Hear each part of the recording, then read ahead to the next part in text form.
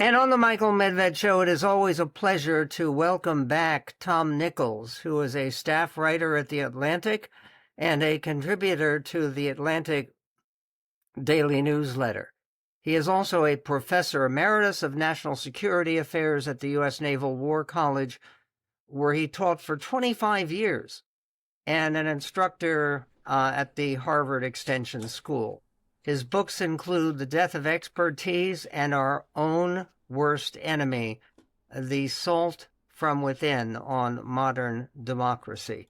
Your most recent piece, or one of your most recent pieces, is under the title, The President is Losing Control of Himself. Donald Trump's outbursts on social media this week were different than usual.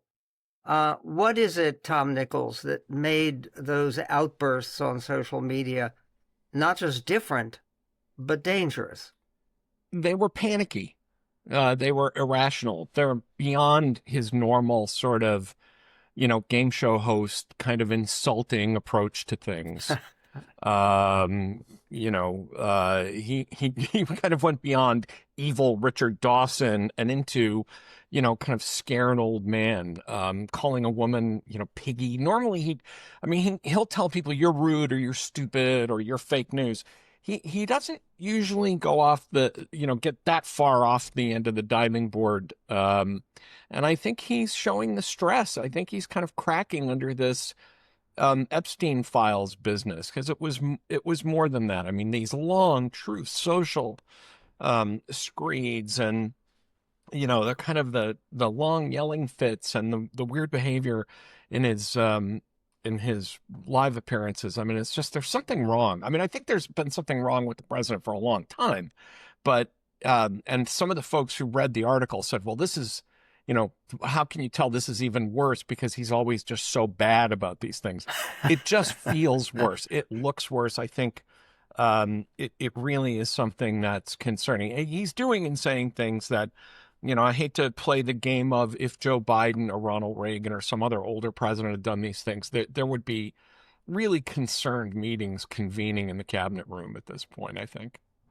Yes, and he's older than Ronald Reagan was, and he's 79 now. Mm-hmm. And one of the things that you highlight in your article in Atlantic, which is very useful and very alarming, is the president actually calling for the execution of 6 members of Congress. Yeah, that was... Yeah, you have a president of the United States saying they should be arrested, presumably tried, though he didn't mention that. They should be arrested and executed. Where does that come from? And for sedition. And then he says, which of course carries the death penalty. That was a great example of what I mean about, normally he gets out there and he says traitors and treason, but these are 6 members of Congress, all of them veterans or former national security officials. And he just goes off the deep end, tweeting, posting one post after another. Bill Kristol and Andrew Egger the next morning said, it seemed like the president didn't sleep well the night before, because this was just on his mind, and he just kept. But, you're talking about taking members of Congress and executing them for saying something that is completely unremarkable. To come out and say, please remember, officers and enlisted folks of the U.S. military, you have the obligation to refuse illegal orders. Now, I think my colleague John Chait captured this really well when he said, a normal president, or people that weren't up to something, would say, what's wrong with you people? What are you talking about? I'm not going to, of course they should refuse illegal orders. I'm not going to issue anything like that. Instead, they freaked out and they acted like people who were about to issue illegal orders. And now that we're finding out about these boat strikes and potentially war crimes involved in these boat strikes, I think it's starting to come together about why they were so worried about these illegal orders. But I think the way the president's reacting to everything, whether it's Mark Kelly or a reporter on Air Force One, tells me that the guy is really kind of at the end of his rope, and that rope is getting pretty frayed. And again, in terms of the Mark Kelly situation, Mark Kelly's been all over TV defending himself, which he's very good at. But is there some real question? And I believe that there is. You've taught at the Naval War College for a quarter century. Is it a questionable item in terms of legality to actually follow an order that says kill them all, including survivors of the initial strike? That's called a Would that no be quarter illegal? order, and it is illegal.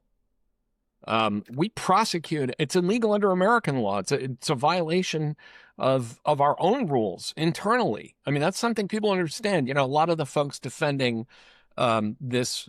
Well, first, of course, we know the stages of MAGA world denial. It didn't happen. Okay, it happened, but it didn't happen that way. Okay, it happened that way, but it was good that it happened. I mean, they're going through all of these explanations. The bottom line is, the folks who say, well, this is international law and it's not really about war and it doesn't really matter. No, this is a violation of our own laws. We are not allowed to, you cannot issue a no quarter order. And I want to point out that we prosecuted Japanese and German officers for exactly this. Yesterday, November 30th, was the 80th anniversary of the execution by firing squad of a U-boat commander named Eck, who sank a Greek freighter and then to hide the damage, just destroy everything and kill the survivors and, sink the rafts and all of that. And he was tried and executed by the British and by Allied authorities for doing that. So this notion that, it's not just a questionable order, it is, if that was the order, and, we should always say, if the story is being reported accurately by the Well, Washington they Post and now by confirmed it CNN. you may not be aware. Carolyn Levitt at the press briefing today said, yes, it really happened. Pete Hegseth said Yes. they should be killed. Okay, most people would agree that small children, toddlers, should not be allowed to play with dangerous weapons. Would that include nuclear weapons? Well, I would think so. There's actually a piece by Tom Nichols, our guest. Tom Nichols is a staff writer at The Atlantic and a contributor to the Atlantic Daily Newsletter, and he taught for 25 years at the U.S. Naval War College. Okay, Tom, you have a column that talks about a confederacy of toddlers, the subheading, "The Trump Administration is a Regime of Troubled Children."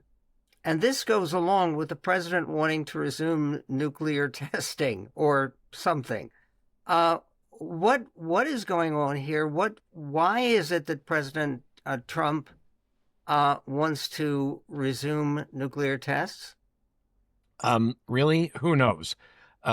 He apparently heard or was told or saw on TV, which is really how the president gets his information, apparently, that Vladimir Putin had just tested a new nuclear weapon, a nuclear cruise missile, and Putin was bragging about it and talking about this nuclear cruise missile and this nuclear torpedo that could cause tsunamis and all this kind of, Dr. No kind of stuff, this sort of specter evil plot, flooding Britain with nuclear tsunamis and all that. And apparently he said, well, fine, if they're going to do it, then we have to do it because I have to have the biggest and best of everything. Because it's a house of dynamite, right? Well, pardon? And it's a house of dynamite. And it is that's a popular movie. From the recent Catherine Bigelow film, which I highly recommend, which I saw as it was being created. It is a house of dynamite. But the problem is Trump doesn't understand what he's ordering. We do test nuclear weapons. We just don't test them explosively. We don't do actual explosions of nuclear weapons. We're pretty sure. Look, this technology is 80 years old. We're pretty sure we know how to make uranium explode. the what Trump was talking about and got it into his head somehow that we're going to start exploding nuclear weapons again, which would be really a bad idea on so many levels. But we do test our nuclear weapons. The Russians haven't tested a nuclear weapon in an explosive test since they were the Soviet Union. Their last test was in 1990. So we actually have a much bigger database of test data because everybody by the mid 90s had pretty much stopped doing this, except for, of course, North Korea. So it beats me. But when I wrote a Confederacy of Toddlers, I was talking primarily about the people around Trump as well, who are all acting like kind of, pissy fifth graders. When Carolyn Levitt was asked who decided, because there was going to be a summit between Trump and Putin, except for Hungary, which of course fell apart because it was a bad idea to begin with. But when a reporter asked Carolyn Levitt point blank, whose idea was this to do this in Hungary? Because for historical reasons, Hungary is kind of a sore spot for the Ukrainians. That's where the Russians and the Americans and the Brits hammered out an agreement that said, if you give up your nuclear weapons, we'll guarantee your security, or we will emphasize your security. We didn't actually guarantee it. And he asked this reporter asked this of Caroline Levitt, and she said, your mom did. As if like a your mom joke is a legitimate answer to a question about planning a summit between two nuclear armed superpowers. This is crazy. I mean, J.D. Vance goes on, I'm not going to repeat what he said because I guess this is a family show and we don't want to swear here, but he called people a dip blank. And when he was asked about whether some of these actions in the Caribbean are war crimes, he said, I don't give a crap. I mean, these are not adults. This is important. These are important and grave matters of national security and national policy. And these folks are all responding and conducting themselves in public as if they're, talking smack at the local football game, between their two high schools. I mean, it's embarrassing, but it's also evidence that, it's moments like that where you say, look, who's minding the store? Who's running this place? Okay, that's the next question, which is that with a confederacy of toddlers, which toddler should have time out? Which toddler should be dispensed with by this White House? Well, everything Pete Hegseth? Everything rots from the head. Tulsi Gabbard? Pete Hegseth, everything rots from the head. I mean, they're all emulating the swagger and the vulgarity and the crassness of the president of the United States. In my opinion, the most dangerous among them is, of course, Pete Hegseth, because he is the independent authority to move military forces around and to do very dangerous things with American military power. And of course, the president and the vice president are elected. The only way you're going to get rid of them is through an election. But people like Hegseth and Caroline Levitt and others, they're appointed. Now the president loves them, and he's not going to get rid of them. How about Robert Kennedy? Robert Kennedy is extremely dangerous, extremely weird. I am trying not to read any more of the stuff about him and Olivia Nuzzi. I just can't. I'm sorry, Michael. I know I used to be a professor, and now since I've joined the ranks of journalism, I know I'm supposed to read this stuff and keep up on it, but I'm an old man, and I don't have a high tolerance for being, for ick. Being squacked out. I mean, he really is, aside from all the kind of gross stuff, I mean, he's just dangerous. I mean, Texas has already had kids die from whooping cough. Now, when you and I were kids, that was something we worried about. Nobody's had to worry about whooping cough for decades.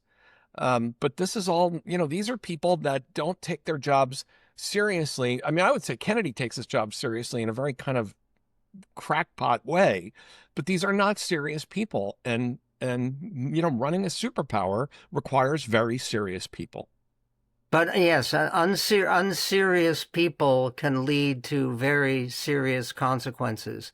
There have been several reports that Trump is considering some kind of cabinet shakeup of his inner circle.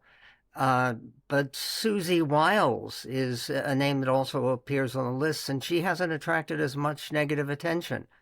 Well, Uh, I Go guess my ahead. question about Susie Wiles is, what is she doing?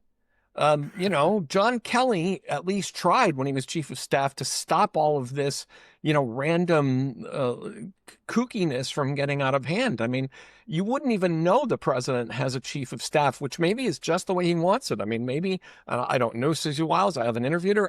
My guess is she stepped back and said, there's nothing in it for me to tell the president not to do these things because A, he's going to do them, and B, then he just fires me anyway.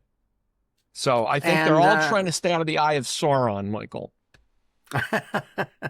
and meanwhile, not to follow the path of Marjorie Trader Green, or is Yeah. it Marjorie Trader Brown, as President Trump would style it? Tom Nichols, his most recent pieces, which are fascinating and entertaining and informative and important, are posted at our website at michaelmedved.com. The president is losing control of himself, a confederacy of toddlers, and Trump is very confused about nuclear weapons. We had the opportunity to speak to Tom Nichols about all of those subjects.